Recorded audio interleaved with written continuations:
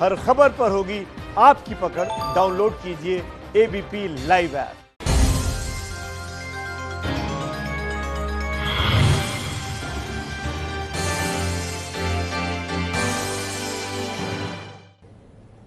तो चलिए राजकिशोर, शुरुआत इस समय की एक बड़ी खबर के साथ करते हैं। सुशांत राजपूत की पूर्व गर्लफ्रेंड अंकिता लोखंडे से पूछताछ की गई है। एबीपी न्यूज के पास पूछताछ की पूरी जानकारी मौजूद है। पूछताछ में अंकिता ने बिहार पुलिस को बताया कि सुशांत ने उन्हें बताया था कि वो रिया के साथ रिलेशनशिप को लेकर काफी परेशान हो चुके हैं और इस रिलेशन को खत्म करना चाहते हैं। बिल्कुल शोभना, बड़ी बात कही है। और इसके साथ पूछताछ में ही अंकिता लोखंडे ने बिहार की पुलिस को यह भी बताया कि ब्रेकअप के बाद भी अंकिता लोखंडे सुशांत राजपूत के साथ टच में थी और ये बात रिया को बिल्कुल पसंद नहीं थी। तो बड़ी खबर इस समय की राजकिशोर। बिल्कुल। और हमारे बिल्कुल देखिए, एक बात और है कि रिया, ये अंकिता लोखंडे को बिहार पुलिस से सारी बातें हुई जा रही हैं, जो कि वो मुंबई में, मुंबई पुलिस से उनकी बातचीत नहीं हो पा रही है। जरूर थोड़ा सा दिलचस्प है। हाँ, और ये जो कहा जाए कि बिहार पुलिस और मुंबई पुलिस का आपस में कोऑर्डिनेशन नहीं है, ये भी कहीं ना कहीं जो पूरी व्यवस्था है उस पर सवाल जरूर खड़े करती है। वो हमारे सहयोगी मृत्युंजय बता ही रहे थे कि किस तरीके से रिक्शे पर घूम रही है बिहार की पुलिस और किस तरीके का सहयोग है। बात होती है कि किस तरीके संघीय ढांचा है, एक राज्य दूसरे राज्य की मदद करेगा, लेकिन जब पुलिस जांच के लिए जा रही तो उसके साथ किस तरीके से चीजें हो रही हैं। और हमारे साथ हमारे सहयोगी गणेश ठाकुर, वो ग्राउंड जीरो से ही मौजूद हैं। शोभना, बेहतर है कि हम उनके पास रुक करते हैं। तो गणेश, आपके साथ दो सवाल लेके आ रहा हूं मैं। पहला तो जो उन्होंने हजारी प्रसाद जी को आपने सुना, जो महेश्वर हजारी हैं, मंत्री हैं बिहार के, उन्होंने सीधे सीधे विषकन्या बता दिया और कहा कि इसके पीछे एक डिजाइन है। उनके पीछे विषकन्या बनाकर भेजा गया था और इस तरीके से उस व्यक्ति को आत्महत्या के लिए या हत्या की गई। अभी वो उस पर वो नहीं कहना चाहते। दूसरी बात ये कि जो लगातार अंकिता की बातें आ रही हैं, इसके बाद शिकंजा कसता ही जा रहा है रिया के खिलाफ, और दूसरे लोग क्या बच जाएंगे इससे? जी देखिए, बिहार पुलिस इसी दिशा में जांच कर रही है और इन पर शिकंजा कसने के लिए ही बिहार पुलिस सारे जो सबूत हैं, स्टेटमेंट्स हैं, वो रिकॉर्ड कर रही है। अंकिता लोखंडे का बहुत महत्वपूर्ण बयान, जो जिसकी जानकारी एबीपी न्यूज के पास है, वो सामने आया है। कल जब बिहार पुलिस ने पूछताछ की तो उस समय अंकिता लोखंडे ने 2 इंसिडेंट का जिक्र किया उनकी रिलेशनशिप के बाद। 2016 में जब रिलेशनशिप उनकी खत्म हुई, उसके बाद भी वो उनकी टच में थी, ऐसा बताया। और 2 जिक्र है। एक तो मणिकर्णिका फिल्म जब रिलीज हुई थी, उस समय सुशांत ने जब उनको विश करने को फोन किया था, तब उन्होंने ये कहा था कि वो इस रिश्ते से खुश नहीं है रिया चक्रवर्ती के साथ और वो इससे बाहर आना चाहते क्योंकि रिया उनको हैरेस करती है। दूसरा एक इंसिडेंट जब सुशांत ने उन्हें कॉल किया था, वो है जब उनका जन्मदिन था, तब सुशांत ने उन्हें विश करने को कॉल किया था। तब उन्होंने ये कहा था कि वो इस रिश्ते से परेशान हो चुके हैं और इससे बाहर आना चाहते हैं। यानी 2 बार सुशांत ने अंकिता को खुद बताया कि किस तरह उनको हैरेस किया जा रहा है रिया चक्रवर्ती की तरफ से। इसके अलावा आखिरी बातचीत की बात भी अंकिता ने सुशांत के साथ बिहार पुलिस को साझा की है। बताया कि जब आखिरी बार बातचीत हुई तो सुशांत ने ये बताया था कि वो फिल्म इंडस्ट्री से भी दूर जाकर या कहीं काम कम करके एग्रो फार्मिंग की तरफ जाना चाहते हैं और 100 बच्चों को बिहार में गोद लेकर उनकी परवरिश या उनका एजुकेशन जो है वो फाइनेंस करना चाहता है। यानी वो कहीं ना कहीं निराश हो रहे थे। निराशा, डिप्रेशन के बारे में सुशांत ने उन्हें कभी नहीं बताया, ऐसा अंकिता का कहना है। बिल्कुल ठीक है गणेश, आप बने रहिए। बिल्कुल गणेश, आपने बहुत अहम जानकारी दी कि अंकिता ने क्या क्या पॉइंट्स पुलिस के सामने रखे। मृत्युंजय भी हमारे सहयोगी हमसे जुड़ रहे हैं मुंबई से। अंकिता ने कई गंभीर आरोप रिया पर लगाए हैं और ये भी कहा है कि वो सुशांत के टच में थी। मृत्युंजय, बिल्कुल बेहद ही अहम बयान अंकिता लोखंडे का इस पूरे केस में है। और एक बहुत महत्वपूर्ण बात तो ये है कि कहीं न कहीं अंकिता लोखंडे जब पटना जाकर वो परिवार से मिली थी अपनी सांत्वना देने के लिए, उस समय उन्होंने उनके पिता को, के सिंह को, जो बातें बताई थी, उसके बाद ही परिवार को कहीं न कहीं लगा कि उनके बेटे के साथ में अन्याय हुआ है और न्याय के लिए अब उन्हें लड़ना है। कहीं न कहीं जो पहली कील रखी गई थी वो अंकिता लोखंडे ने वहां पटना मैं आपको रोक रही हूँ क्योंकि गणेश ठाकुर ने वो तमाम पॉइंट्स हमें बता दिए हैं कि किस तरह से अंकिता ने अपनी बात सामने रखी है। लेकिन सवाल एक बड़ा गंभीर पैदा होता है। मुंबई पुलिस तमाम लोगों से पूछताछ करती रही, लेकिन अंकिता लोखंडे की बात को बहुत गंभीरता से नहीं लिया गया। देखिए, इसकी बहुत बड़ी वजह है कि मुंबई पुलिस की जांच की दिशा ही बिल्कुल अलग थी। मुंबई पुलिस की जांच की दिशा थी नेपोटिज्म, गैंगिज्म, क्या फिल्मों से बायकॉट किया गया, क्या ग्रुपिज्म किया गया, ऐसा माहौल बनाया गया कि इंडस्ट्री में उनको काम न मिले। ये मुंबई पुलिस की जांच की दिशा थी। पटना पुलिस की जांच की दिशा पैसे का मामला, करोड़ों रुपए का हेराफेरी का मामला, कंपनीज के नाम पे पैसे को ट्रांजैक्शन का मामला, या फिर दवाइयों को डोज को लेकर मामला, या परिवार से काटने का मामला। तो देखिए, दोनों पुलिस की जो थियरी है वो अलग अलग है। इसीलिए मुंबई पुलिस ने अंकिता लोखंडे का बयान दर्ज किया था, लेकिन वो इंडस्ट्री को लेकर था कि आपने उनके साथ टच में थी तो क्या उनको फिल्में नहीं मिल रही थी, इस प्रकार के सवाल जवाब थे। यहाँ पर सवाल जवाब बिल्कुल अलग थे। तो शायद मुंबई पुलिस की जब थियरी ही अलग है तो उनकी दिशा अलग दिशा में जा रही थी। देखिए, यहाँ तक कि मुंबई पुलिस इस आने वाले हफ्ते में, इस शनिवार को और आने वाले दिनों में करण जौहर के बयान रिकॉर्ड करने की योजना बना रही थी, और हिमाचल प्रदेश से कंगना रनौत का बयान दर्ज करने की योजना बना रही थी। तो देखिए, बिल्कुल अलग है। अब बिहार पुलिस का करण जौहर से और कंगना से कोई संबंध नहीं। बिल्कुल मृत्युंजय, तो इसका मतलब ये माना जाए कि अब करण जौहर या कंगना रनौत से जो पूछताछ की जो कोशिश हो रही थी या जो कवायद चल रही थी वो अब नेपथ्य में चली गई, अब वो नहीं होगा, अब मामला सिर्फ रिया तक ही सीमित होकर रह जाएगा।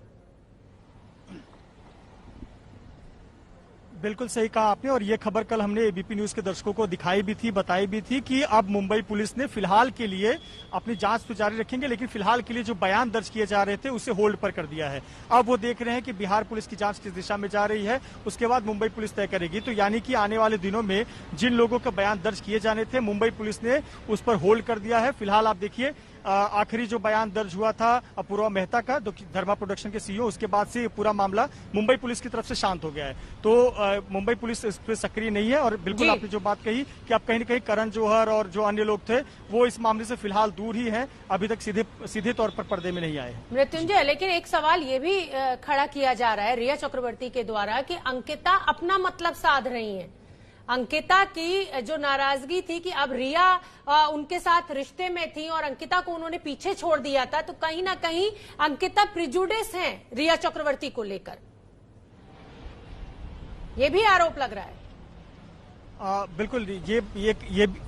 बिल्कुल ये भी आरोप लग रहा है, और एक ये भी पहलू है। एक तरफ अंकिता लोखंडे 2016 के बाद से सीधे तौर पर संपर्क में नहीं थी। हालांकि उनकी फिल्म जब आई मणिकर्णिका, उस दौरान सुशांत ने उनको बधाई देने के लिए जो संदेश दिया था, उनकी कुछ बातचीत हुई थी, जन्मदिन पर बातचीत हुई थी, लेकिन इसके अलावा और कोई संबंध नहीं थे। और कहीं न कहीं अंकिता लोखंडे का जो संबंध था वो सुशांत सिंह की बहनों से जरूर था, मितू सिंह से था, प्रियंका से था।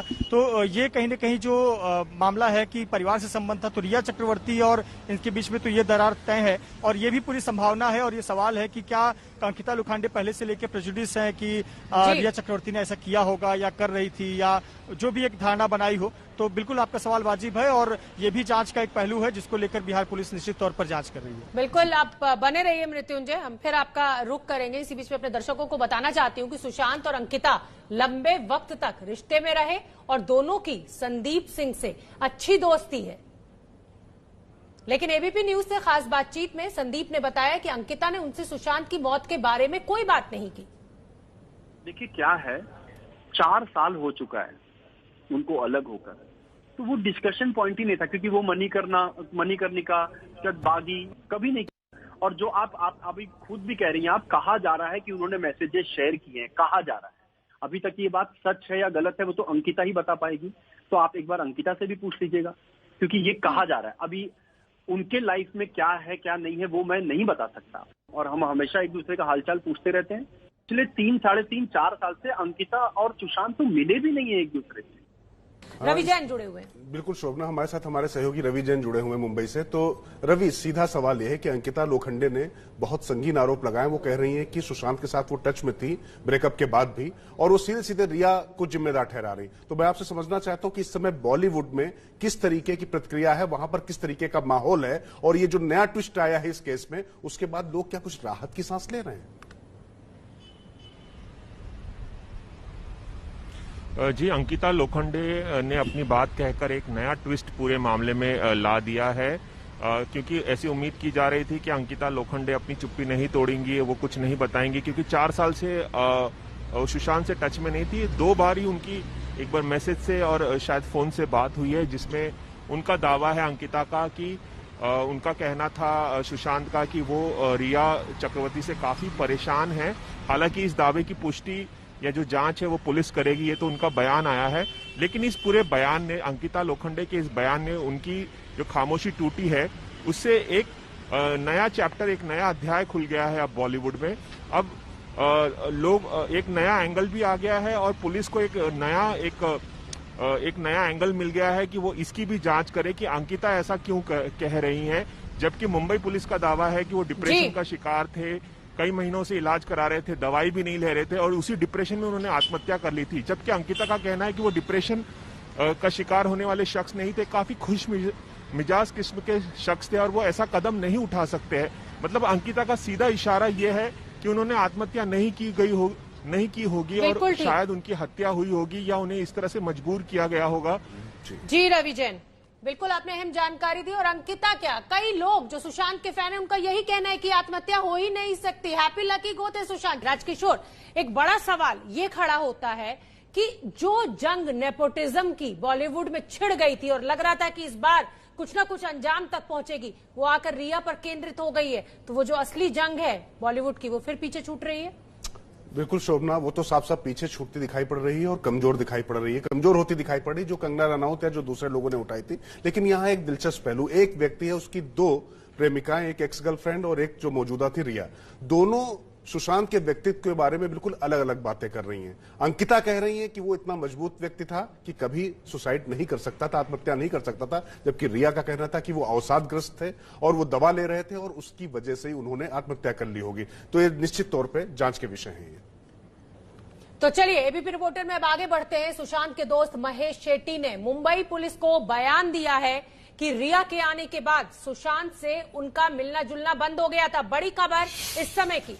बिल्कुल शोभना, और महेश शेट्टी आपको बता दें वही शख्स हैं जिन्हें सुशांत ने आत्महत्या से पहले की रात फोन किया था, लेकिन उन्होंने फोन उठाया नहीं। महेश शेट्टी ने पूछताछ में बताया कि रिया चक्रवर्ती सुशांत के दोस्तों से मिलती नहीं थी, रिया सुशांत के दोस्तों से खुद को अलग रखती थी। जी, और महेश शेट्टी ने पुलिस को यह भी बताया कि हो सकता है कि रिया के दबाव में सुशांत दोस्तों से मिलते ना हो।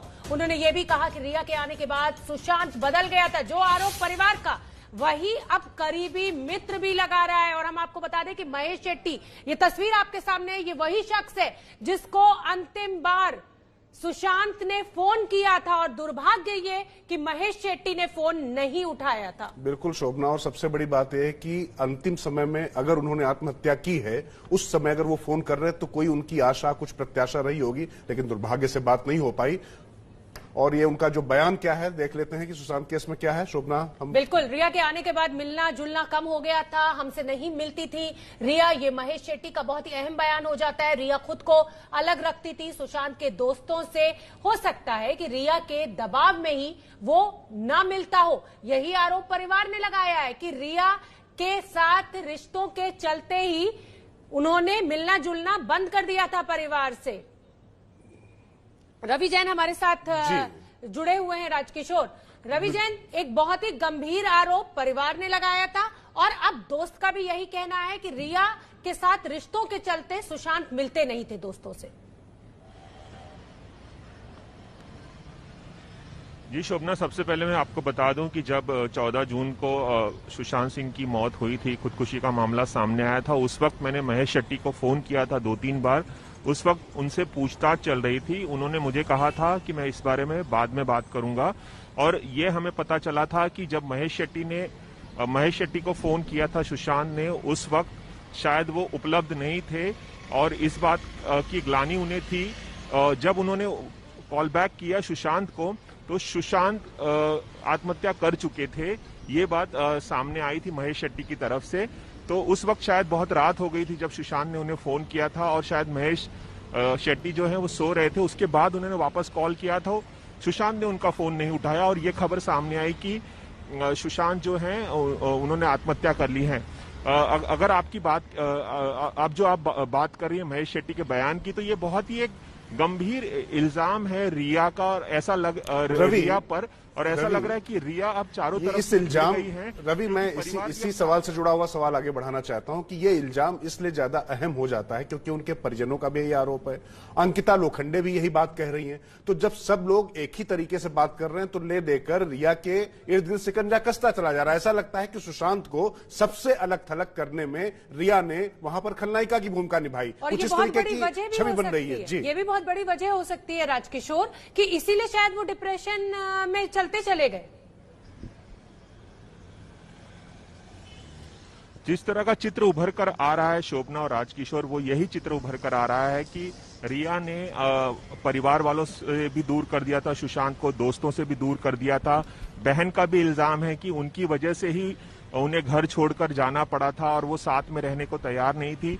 तो ये चारों तरफ से जो बातें अब उभर कर आ रही है, बिहार पुलिस के के पिक्चर में आने के बाद, एफआईआर दर्ज होने के बाद, ये इसी तरह की एक तस्वीर उभर कर आ रही है कि रिया ही खलनायिका है इस पूरे मामले की।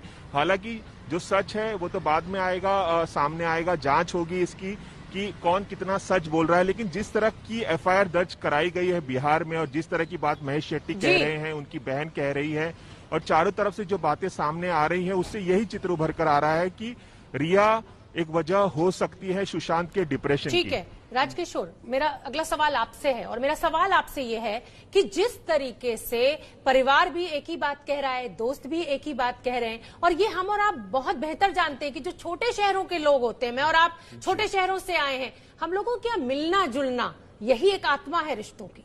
बिल्कुल शोभना, इससे तो एक बात यही आती है कि अपने अस्तित्व को किसी के प्रति इतना गिरवी मत रख दो कि आपकी अपनी आजादी बिल्कुल छिन जाए और आप खुद उसके कहने पर ही पूरा चलने लग जाएं। चूंकि अब व्यक्ति है नहीं, जांच होगी, पता चलेगा क्या होगा, सुशांत के साथ वास्तविकता क्या हुई थी। लेकिन एक बात तो तय है कि निश्चित तौर पर रिया इस पूरे आत्महत्या में एक अहम किरदार और के रूप में उभर कर आ रही हैं। इसके पीछे कौन लोग थे, तमाम बड़े नाम लिए गए। जो नेपोटिज्म की बात हो रही थी, भाई भतीजावाद की बात हो रही थी, और जो मंत्री का बयान एबीपी न्यूज पे हमसे और आपसे ही शोभना से बातचीत में जो दिया महेश्वर जी ने, उन्होंने तो साफ साफ कह दिया कि उनको भेजा गया था चूंकि एक उभरता हुआ सितारा था और उसका अवसान हो गया इस पूरी साजिश के चक्कर में। तो ये देखना पड़ेगा कि वाकई कि किस तरीके से, क्या वाकई रिया इस तरीके से वहां भेजी गई थी, या पूरी इसके पीछे अब जब घटना हो गई तो सिर्फ राजनीतिक या तमाम दूसरी वजहों से इस मामले को पूरा घुमाने की कोशिश की जा रही है। हाँ, एक चिंता जरूर है, कहीं ऐसा ना हो। बड़ी खबर आ रही है, एक बड़ी खबर आ रही है, मैं क्षमा चाहती हूँ, मुझे आपको रोकना पड़ रहा है, और बड़ी खबर यह है कि अंकिता लोखंडे का एक ट्वीट सामने आया है। सुशांत राजपूत की बहन ने एक ट्वीट किया था, सत्यमेव जयते लिखा था, और सुशांत की बहन के ट्वीट के जवाब में अंकिता लोखंडे ने ट्वीट किया है। सुशांत की बहन ने अपने ट्वीट में लिखा था सत्यमेव जयते। ये देखिए, ये ट्वीट आपके सामने है, और अब अंकिता लोखंडे, राजकिशोर, इस ट्वीट के जवाब में लिख रही हैं इंडीड। बिल्कुल, मतलब इसका मतलब है कि सत्य में हो जाते हैं, यानी सत्य की विजय होगी।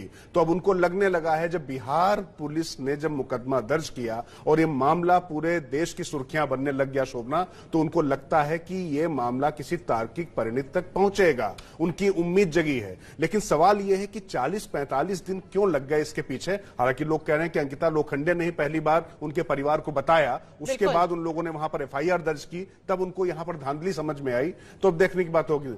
और इसी मुद्दे पर हमारे सहयोगी प्रकाश जुड़ गए, मैं चाहता हूं शोभना आप उनसे बात करें। जी प्रकाश, मैं आपसे अभी समझना चाहूंगी कि क्योंकि परिवार का भी यही कहना है कि रिया ने उनको दूर किया, अब उनके दोस्त भी यही कुछ कह रहे हैं, तो अब क्या बिहार पुलिस की जो जांच है वो इसी दिशा में आगे बढ़ेगी कि पैसों का जो घोटाला वो, और रिया ने किस तरह से सबसे अलग किया उनको, एक सोची समझी साजिश जो कि परिवार कह रहा है।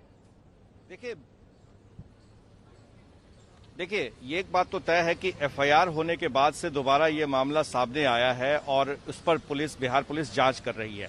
लेकिन सबसे जो अहम बात है वो ये है कि बिहार पुलिस के सामने जब तक रिया चक्रवर्ती या उनके परिवार वाले नहीं आते हैं सामने, उनको इंटरोगेट नहीं किया जाता है, उनसे जांच पूछताछ नहीं हो जाती है, तब तक ये बात सामने नहीं आ पाएगी कि आखिर हुआ क्या था। क्योंकि ये एक पक्ष है, जो सुशांत के परिवार वाले आरोप लगा रहे हैं, एफआईआर में बातें कह रहे हैं, वो एक पक्ष है, और दूसरा पक्ष है जिस पर आरोप लग रहा है वो किस तरह से रिएक्ट कर रहा है। तो वो तो कोर्ट चली गई है रिया चक्रवर्ती, और उन्होंने अपने एप्लीकेशन में बहुत सारी बातें लिखी हैं जिस आधार पर वो कोर्ट में अपना पक्ष रखेंगी, दलील रखेंगी।